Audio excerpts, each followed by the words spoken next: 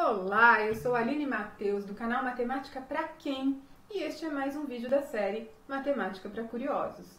No vídeo de hoje nós vamos falar de uma curiosidade que está relacionada a um procedimento matemático que talvez seja um dos primeiros com que a gente tenha contato na nossa vida, um dos primeiros que a gente aprende, que é a contagem, né? A gente tão logo é pequenininho, criancinha, a gente aprende a contar. Então, antes de começar a falar desse assunto, eu vou perguntar para você: até quanto você sabe contar?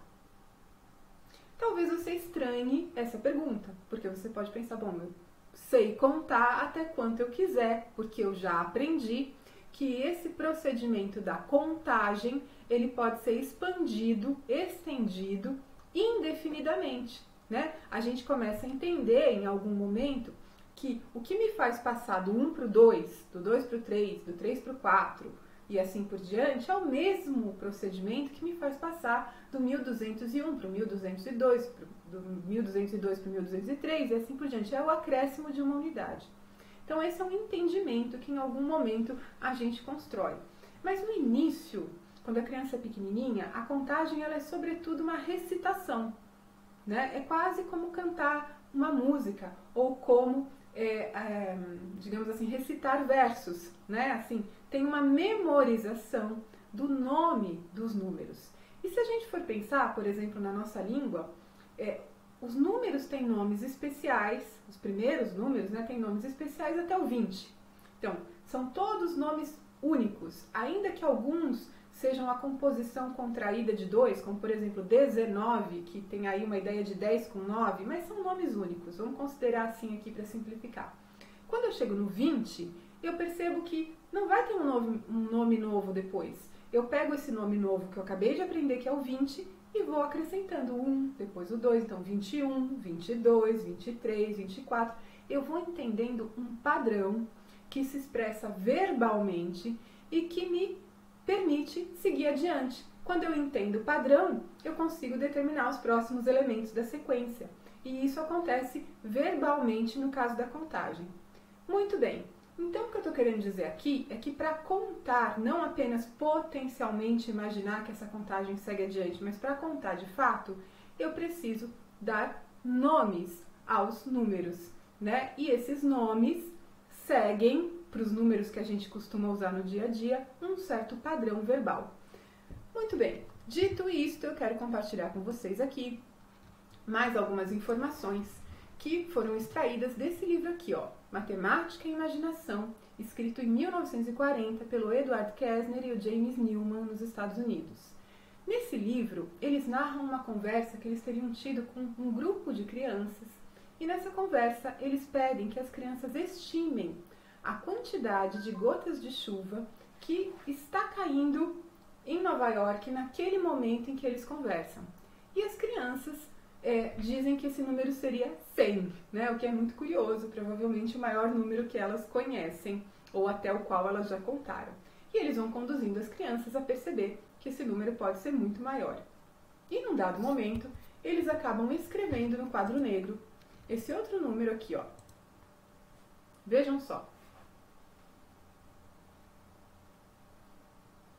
Esse número que está na tela é o 1 seguido de 100 zeros. Então vejam, de cara você não sabe que nome esse número tem, mas a gente consegue expressá-lo em linguagem matemática, no sistema decimal posicional, né? A gente está vendo isso na tela. Muito bem, também dá para expressar matematicamente esse número de uma maneira muito mais elegante e sintética, que é usando potências de 10. 10 elevado a 100. Mas que nome teria esse número? Quando a gente tenta nomear, a gente vai contando de 3 em 3 as casas de trás para frente e fala, bom, 3 casas, na próxima é 1 milhar, mais 3 casas, na próxima é 1 milhão. Depois vou fazendo assim, vou chegando no bilhão, no trilhão, quatrilhão, quintilhão, sextilhão. E vai ter uma hora que certamente você não vai ter mais nomes para dar a esse número. Então, já que ele não tem nome, eles pedem para as crianças batizarem o número. E elas batizam. Elas dão a ele o nome de Google, que é justamente o nome escolhido pela empresa de tecnologia que todo mundo conhece hoje em dia, Google, né? Porque eles têm que lidar com uma quantidade de dados muito grande. A gente precisa de linguagem para lidar com as coisas do mundo, para poder concretizá-las na nossa cabeça. E as crianças fizeram assim. Mas tem um outro aspecto desses números muito grandes, para além da dificuldade de nomeá-los, que é pensar no que eles representam, né? Concretamente, sensivelmente, o que esse número representa? Qual grandeza no mundo pode ser tão grande a ponto de precisar de um Google para ser expressa? É uma pergunta interessante.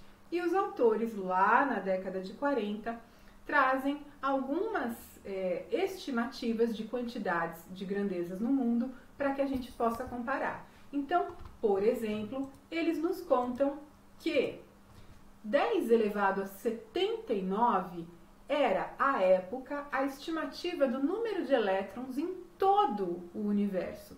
E que isso é, obviamente, menor do que um Google. É fácil a gente comparar quando a gente escreve o número usando potência de 10.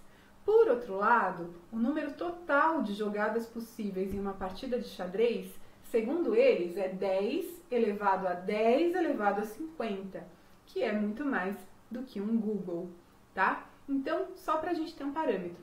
Talvez, se o livro tivesse sido escrito hoje, os autores buscassem, inclusive, outras grandezas para estimar. Então, fica aí como uma curiosidade para quem quiser pesquisar.